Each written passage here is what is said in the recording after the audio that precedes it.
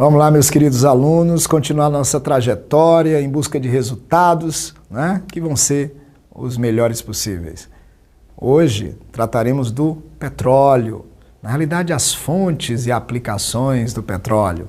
Os hidrocarbonetos, eles são encontrados em vários recursos da natureza, mas o petróleo é sem dúvida o mais importante, até porque do petróleo se extrai muita coisa, derivados do petróleo que vão ser usados na indústria petroquímica, por exemplo, derivados do petróleo que são usados no dia a dia, como por exemplo o gás natural, a gasolina, o óleo diesel, enfim.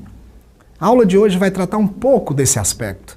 Vamos fazer aqui um breve estudo sobre essas aplicações, esses recursos, essas origens, né, desses hidrocarbonetos. Tá ok? Então o primeiro passo é a gente entender quais são as fontes desses hidrocarbonetos, que são compostos importantíssimos que, de certa forma, são matérias-primas ou formam a matéria-prima de vários produtos industrializados. Então vamos dar uma olhada aqui. Olha, em primeiro lugar, as principais fontes naturais de hidrocarbonetos. Onde é que se encontram os hidrocarbonetos? Eu posso encontrar no petróleo, que é a maior riqueza, né? Posso encontrar no carvão mineral, posso encontrar no gás natural. Aí eu vou encontrar hidrocarbonetos. Mas, professor, hidrocarbonetos, lembra aí para mim o que são hidrocarbonetos. Olha, hidrocarbonetos são compostos orgânicos que têm apenas carbono e hidrogênio, daí o nome, hidrocarbonetos.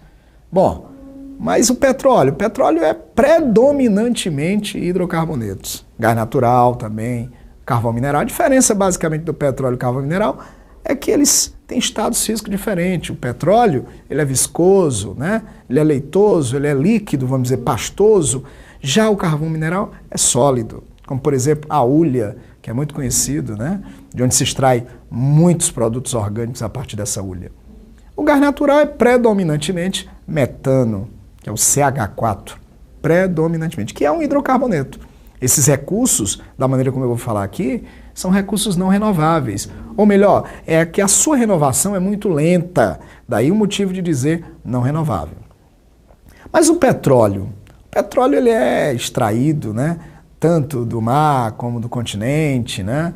Tem as plataformas de petróleo, por exemplo, no mar, que puxam petróleo, né, que extraem petróleos de alta profundidade, às vezes, por exemplo, o pré-sal, né, que se pretende aí explorar algum dia, é uma fonte de petróleo de alta profundidade. Então você vê aí uma plataforma de onde vai ser feita uma perfuração, de onde vai ser feita toda essa estrutura para retirar o petróleo desse ambiente, certo? O petróleo, diga-se de passagem, ele é feito de moléculas apolares, né, predominantemente apolares, logo o petróleo de um modo geral não se mistura com a água, não é isso? É leitoso, é viscoso, né, e é inflamável, devido exatamente aos componentes que tem no petróleo. O petróleo se formou durante milhões de anos pela sedimentação de matéria orgânica, animal, vegetal, mas leva milhões de anos para se formar, daí a ideia do não renovável. Ok? Mas quando eu quero separar os componentes do petróleo, que técnica eu uso? No momento, a mais usada é a destilação fracionada. A destilação fracionada se baseia nos diferentes pontos de ebulição que tem cada componente do petróleo. Então você vê aí um desenho esquemático de uma torre de fracionamento. Essa torre de fracionamento é lá na refinaria, onde vai ser feita a separação dos componentes do petróleo. Depois que esse petróleo foi extraído, ele foi filtrado, né, para tirar alguma impureza, ele chega até a refinaria para ser separado. Então ele entra numa torre de fracionamento como essa, existe uma fornalha logo embaixo, essa fornalha vai aquecer esse petróleo, e esse petróleo vai ferver literalmente, e as frações vão saindo de acordo com o ponto de ebulição. Lembrando que quem sai primeiro é recolhido lá em cima da torre de fracionamento. Esse sai primeiro. Esse tem o menor ponto de ebulição.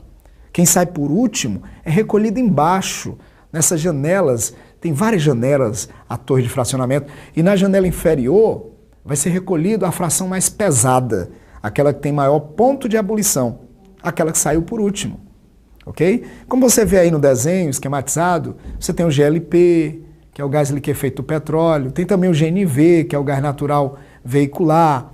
Depois vem a gasolina, nafta, gasolina, que são frações líquidas, né? A primeira fração líquida do petróleo é a nafta, correto?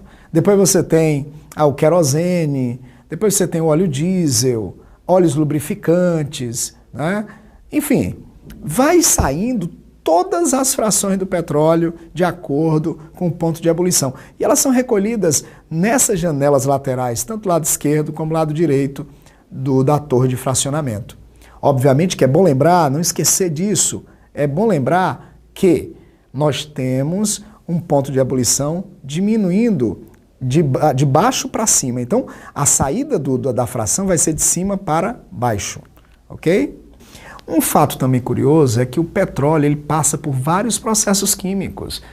Quando você tem, por exemplo, necessidades básicas, a sociedade está precisando de mais petróleo, mais gasolina, vamos dizer assim. É possível pegar as frações mais pesadas do petróleo e fazer, por exemplo, um craqueamento. O craqueamento consiste em você aquecer, é uma pirólise, não tem oxigênio, longe o oxigênio daí, porque senão o oxigênio vai oxidar a matéria orgânica e aí você vai perder o potencial energético que ela tem, ok? Então você pega moléculas grandes, como por exemplo o óleo diesel, né, o querosene, outras moléculas mais pesadas, e fraciona, aquece a uma certa temperatura até decompor essa molécula em moléculas menores. Na realidade, o principal objetivo do craqueamento do petróleo é produzir gasolina, para atender, por exemplo, a demanda. O petróleo brasileiro, por exemplo, não é um petróleo de excelente qualidade, é um petróleo asfáltico, é um petróleo pesado, vamos dizer assim. E esse petróleo, ele precisa, obviamente, ser craqueado para que eu gere mais gasolina, né? Porque, por exemplo, o nosso petróleo, ele é ótimo para pavimentação, por exemplo, mas ele não é excelente para produzir gasolina. Então, daí a necessidade de você fazer um craqueamento. Craqueamento é para você transformar essas frações mais pesadas em frações mais leves e, com isso, produzir mais gasolina. Ok? Isso é uma das reações. Ainda tem a reforma catalítica, ainda tem a polimerização, que é para fabricar plásticos de um modo geral, que é muito usado na indústria petroquímica, tá ok? Então, a gente vai ficando por aqui na aula de hoje, lembrando que petróleo, esses recursos naturais, né, sejam renováveis ou não renováveis, são importantíssimos para manter nossa sociedade viva. Tá ok? Grande abraço e até o próximo encontro. Tchau!